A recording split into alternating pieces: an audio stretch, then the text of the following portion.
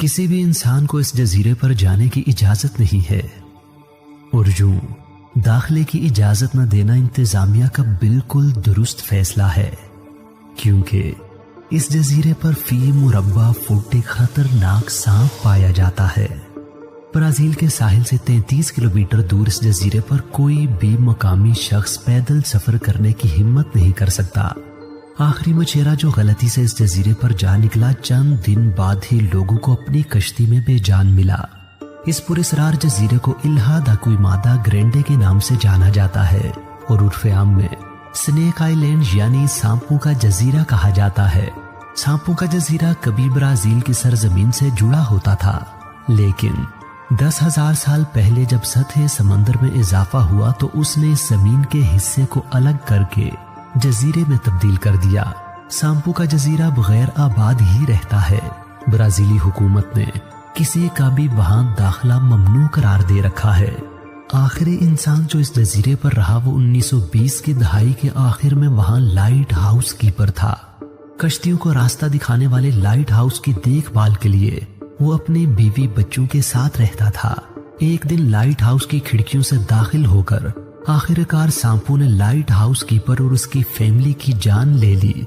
अब वहां मुस्तकिल रिहाइश किसी की नहीं, लेकिन बहरिया वक्तन फवक्तन देखभाल के लिए लाइट हाउस का दौरा करती रहती है और इस बात को यकीनी बनाती है कि कोई एडवेंचरर इस जजीरे के करीब अपनी किस्मत तो नहीं आजमा रहा।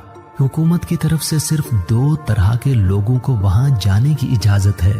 एक नेवी को जो वहां जाकर लाइट हाउस की देखभाल और मुरम्मत करती है, और दूसरा रिसर्चर्स को जो वहां सांपों के ऊपर तहकीक करने जाते हैं। सवाल ये पैदा होता है कि सांप इतनी बड़ी तादाद में वहां आए कैसे? यकीनन ये तैर कर तो नहीं आए होंगे। एक मकामी दास्तान के मुताबिक इस जजीरे पर समुद्री डाकू ने खजाना दफन कर रखा है, जिसकी हिफाजत के लिए उन्होंने यहाँ सांप छोड़ दिए। लेकिन ये वजह कुछ ज्यादा माकूल दिखाई नहीं देती, क्योंकि अगर डाकू ने ही ऐसा किया है तो इन डाकुओं के वापस आने पर इन सांपों ने उन्हें भी डस लेना है। लिहाजा डाकू कभी उन्हें छोड़कर नहीं जाते। एक दूसरी वजह जो समुद्री डाकुओं की कहानी से कम दिलचस्प है, लेकिन हकीकत वही मालूम होती है, वो ये है कि इतनी कसीर तादाद सांपों की मौजूदगी सतह समंदर की कम होती हुई सतह का नतीजा है।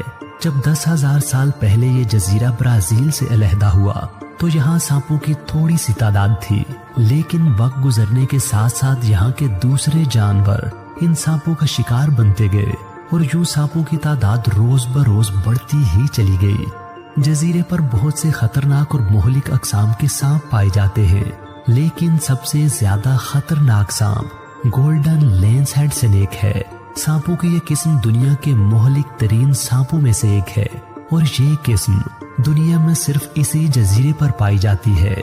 Golden lens head snake 1.5 foot लंबे हो सकते हैं।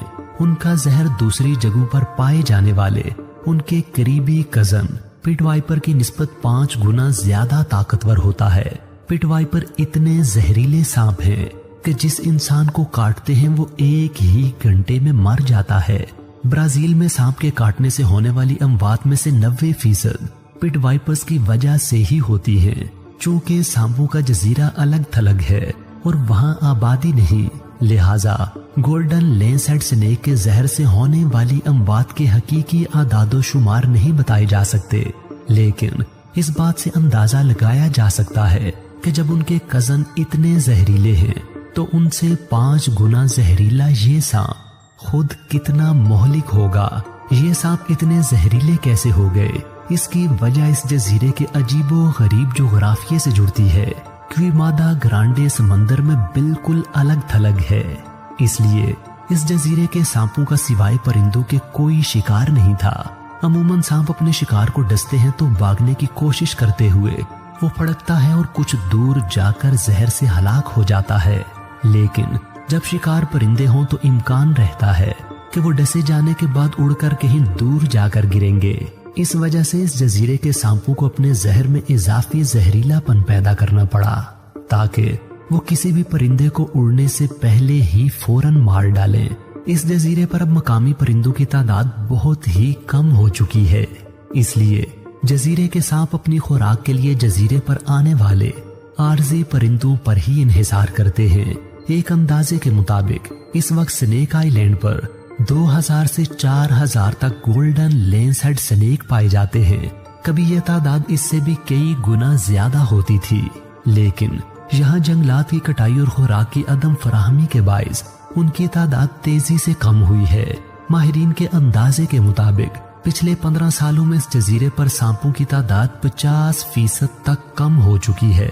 قدرت کی تخلیق میں کوئی بھی شے بے مقصد نہیں، اور انسانوں کے لیے اس میں کہیں نہ کہیں نفع چھپا ہوتا ہے۔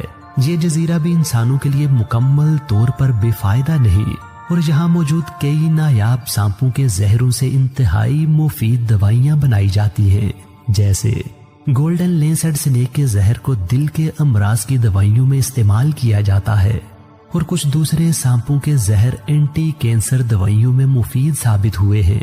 خطرہ چاہے کتنا ہی زیادہ کیوں نہ ہو، غیر قانونی کام کرنے والے لوگ اپنی قسمت آزمائی ضرور کرتے ہیں۔ اس جزیرے کے اتنے خطرناک ہونے کے باوجود کچھ سمگلرز یہاں سے گولڈن لینس ہیڈ سنیک چرانے کے لیے آتے ہیں۔ ایک گولڈن لینس ہیڈ سنیک 10,000 سے لے کر $30,000 تک میں فروخت ہوتا ہے۔ ہمارے ہاں یہی سمجھا جاتا ہے کہ انسانوں کو سانپوں سے خطرہ ہوتا ہے، لیکن اس جزیرے پر انسانوں کی عدم موجودگی سے سانپوں کی اتنی بڑی تعداد دیکھ کر معلوم ہوتا ہے کہ خطرہ انسانوں کو سانپوں سے نہیں بلکہ سانپوں کو انسانوں سے ہے۔